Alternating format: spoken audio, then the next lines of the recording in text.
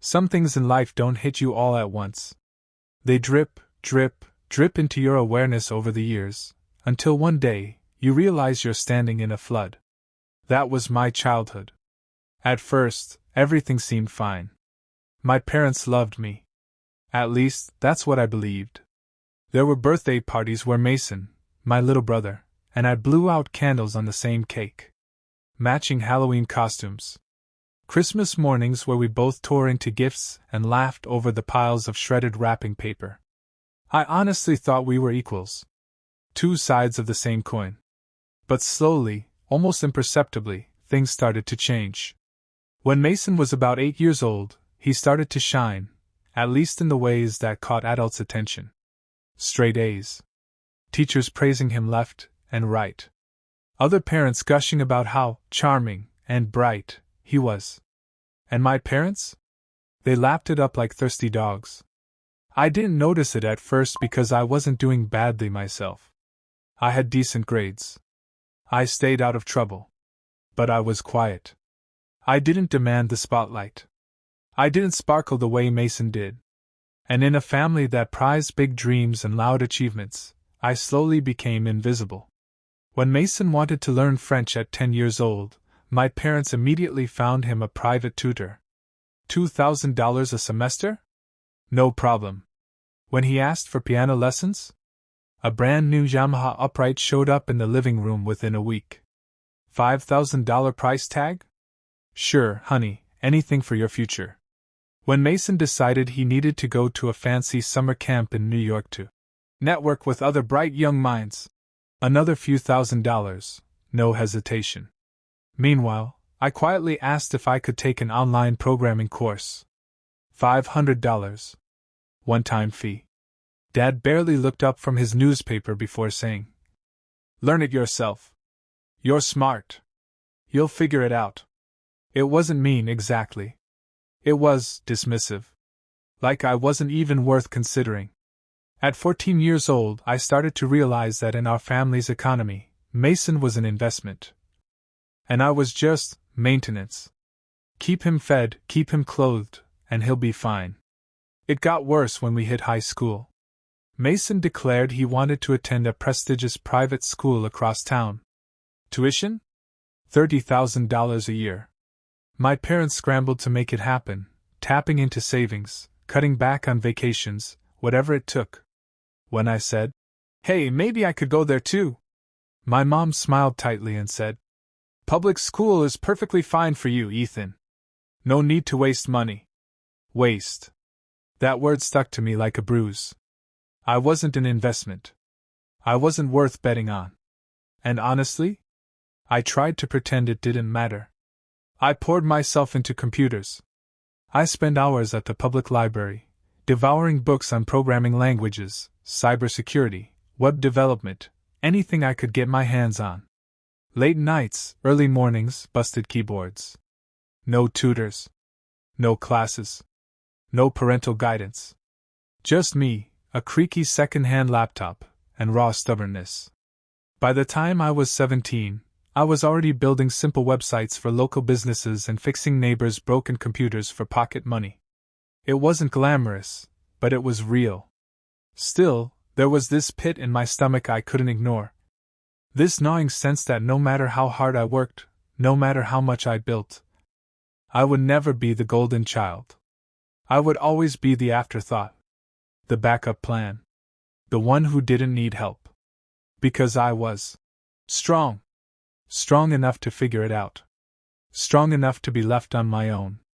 And that, more than anything, shaped the man I would become. Because when you grow up knowing no one's coming to save you, you either crumble, or you learn to save yourself. I chose the second option. And I was just getting started. When you grow up used to having no safety net, you learn to be your own parachute. After graduating high school, while Mason was off touring expensive universities and sending my parents glossy pamphlets about campus life, I was stocking shelves at a hardware store and fixing laptops out of my bedroom at night. I had gotten into a local community college on a partial scholarship, which covered a chunk of tuition, but rent, food, textbooks? That was all on me.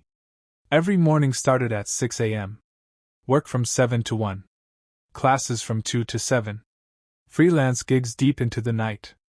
I wasn't building a future. I was surviving a present. But even through the exhaustion, there was this tiny, flickering spark inside me. The knowledge that everything I earned, everything I achieved, would be mine. Not given. Not loaned. Mine. While Mason posted selfies from frat parties and networking trips abroad, all funded by my parents, I celebrated victories no one saw. Landing my first real web development client for $300. Passing a brutal coding exam after studying in the back room at work during lunch breaks. Scraping together enough tips to buy my first second-hand car, a dented blue Corolla that wheezed when it shifted gears. Nothing was glamorous. Nothing came easy. But every dollar, every skill, every tiny step forward was a reminder. I was doing this on my own. By 24, I graduated with a degree in computer science. No debt, no loans, no parental bailouts. Just late nights, worn-out shoes, and sheer stubbornness. I landed a junior developer job at a small tech firm in downtown Denver. It wasn't flashy. The office furniture was older than me, and the break room coffee tasted like burned rubber. But it was mine. I worked there for 2 years, moving up from fixing code bugs to leading small projects. And I saved. Oh man, did I save. While my coworkers bought new cars, splurged on nights out, and upgraded apartments, I lived like I was still broke. By the time I was 26, I had scraped together just over $60,000. It wasn't enough to buy a fancy lifestyle. But it was enough to chase a dream I had carried since those lonely nights teaching myself to code in high school. I wanted to start my own software company. I had an idea, a practical one, for a simple project management tool aimed at small businesses. Not flashy. Not trendy. But something real. Something useful.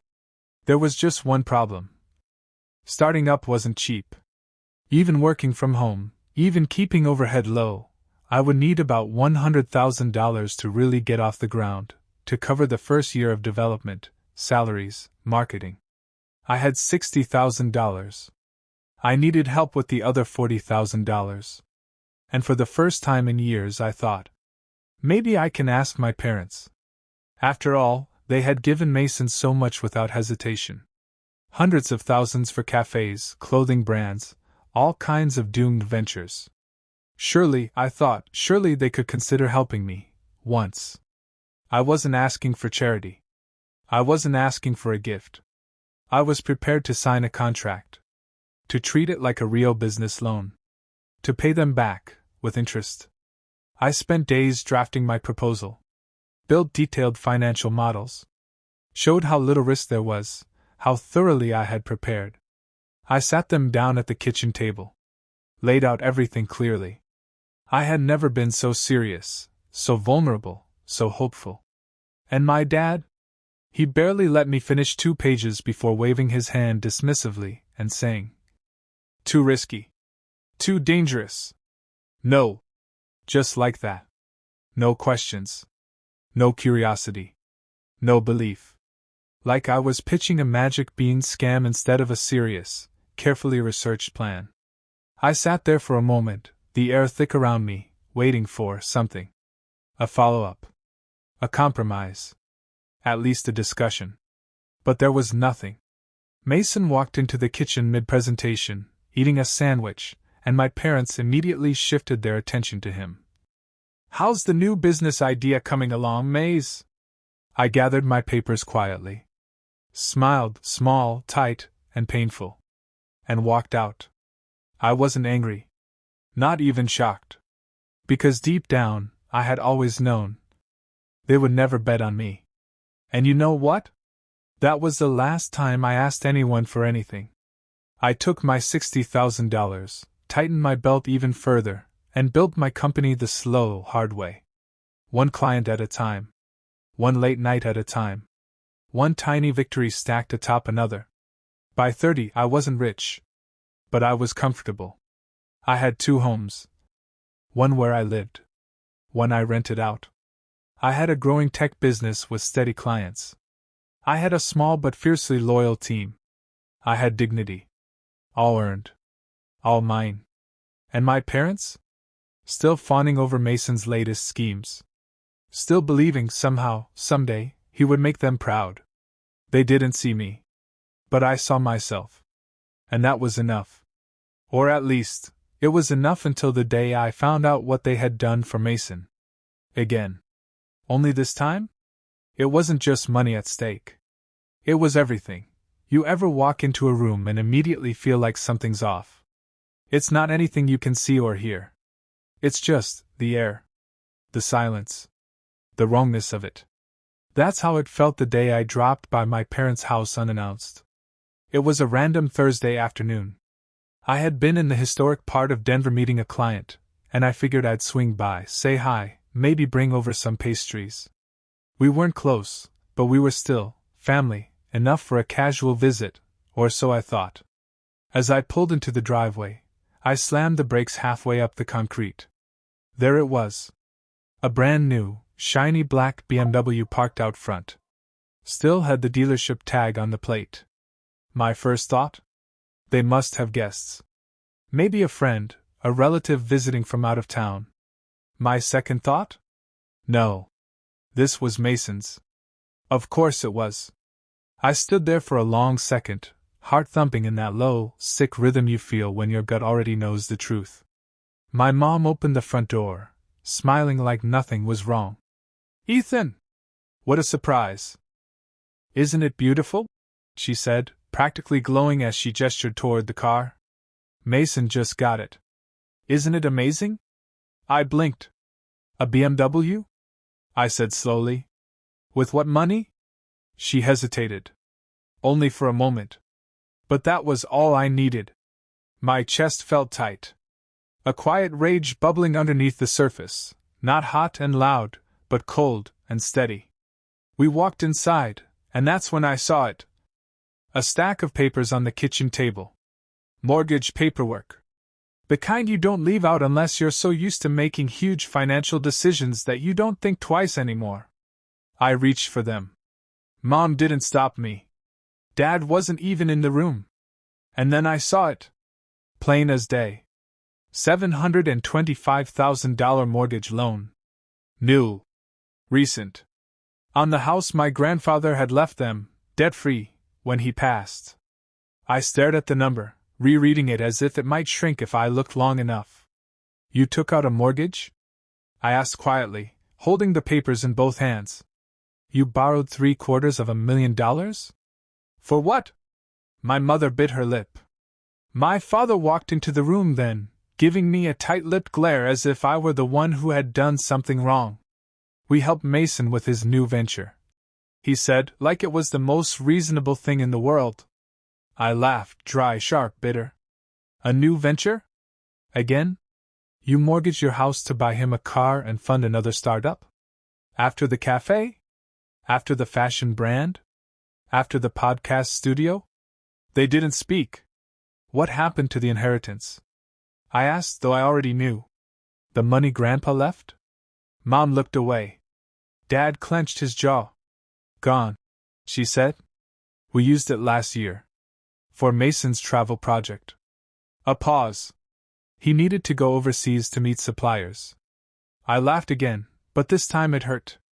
Like something cracking inside my chest. "So let me get this straight. You used the inheritance, mortgaged your fully paid house, bought him a luxury car, and gave him hundreds of thousands of dollars. For another business he's not qualified to run. And you never even told me." Dad's expression hardened. He didn't like being questioned. He never had. "You're overreacting," he said flatly. "You already have your own company. You're doing fine. And then the kicker. You're just jealous." I froze. That word echoed in the room like a slap. "Jealous?" I repeated slowly. "You really think I envy him? You've always wanted what Mason has." Dad snapped. "You want him to fail because it makes you feel superior." I looked between the two of them. My mother silent. My father defensive. the BMW gleaming outside the window like a monument to insanity. I took a breath. Do you remember when I was 26? I asked. When I asked you for $40,000 to help fund my company? You called it too risky. You didn't even read my proposal. No answer. And now? You've bet everything on him. Again. He's never succeeded at anything. He's never once taken responsibility. And you just keep giving him more. I placed the mortgage paperwork back on the table, carefully, respectfully. This isn't about jealousy. This is about you betting the entire future of this family on someone who's never earned your trust, while ignoring the one who has. Dad slammed his glass down hard enough that the water inside spilled. Get out, he barked. If all you're going to do is complain, then leave. And don't come back. I looked at him for a long second. And then I turned and walked out of the house I once called home. On the way home, I did something I hadn't done in years. I called Mason. I wasn't trying to fight. I wasn't even angry anymore. I just wanted to try. One last time. Mason, listen, I said.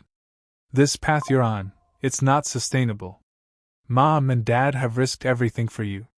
If this fails again, they'll lose the house. They'll have nothing. There was a pause. And then he laughed, that arrogant, familiar, fake little laugh.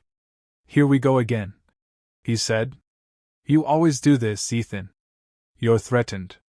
You can't handle me getting a shot, so you try to tear me down. I blinked. Threatened? You have your company, your houses, your life. And now that I finally have my chance, you can't stand it. There it was. Clear as glass. He truly believed I was the problem. If that's what you think, I said quietly, then there's nothing more I can say. And I hung up. That was the last time I tried to save him. The last time I tried to save any of them. It didn't take long after that. 3 months, maybe 4. Just enough time for all the dominoes they had so carefully balanced, house, loans, Mason's grand business empire, to come crashing down, one by one. I heard about it through a mutual acquaintance, someone who used to work in real estate with my parents. Hey Ethan, did you hear? He said over coffee one morning. Your parents' house is in foreclosure. Bank's taking it back. The words barely registered at first. I just nodded, like someone hearing about a stranger. But deep down, I wasn't surprised. Not even a little. Mason's newest business, some kind of sneaker subscription service, had flamed out spectacularly. Turns out, running a business isn't as easy as posting motivational quotes on Instagram. He burned through the $725,000 loan in less than a year. When the creditors came knocking, when the mortgage payments stopped, when the BMW had to be sold off just to buy a few more months, it all unraveled. And just like that, they were homeless. The first call came at 6:17 a.m. on a Sunday. I let it ring. The second call buzzed in before I even put the phone down. And a third. And a fourth. By the time I finished my coffee, I had 22 missed calls. Texts poured in too. Ethan, please call us back. We made a mistake. We need you. You're our only hope. I read them all. Every desperate message. And then I put my phone on silent, set it face down, and went about my day. Not because I was cruel. Not because I didn't care. But because I knew, finally, that this wasn't my burden to carry. 2 days later, I opened my front door to find them standing there. My parents. Mason. Lined up on my porch like a sad little parade. I barely recognized them. Dad, who had always walked with his chest puffed out, chin high, stood with slumped shoulders and hollow eyes. Mom clutched her purse like it was a life vest. Mason didn't even try to meet my gaze, he just stared at the ground, shifting from foot to foot. For a long moment, none of us spoke.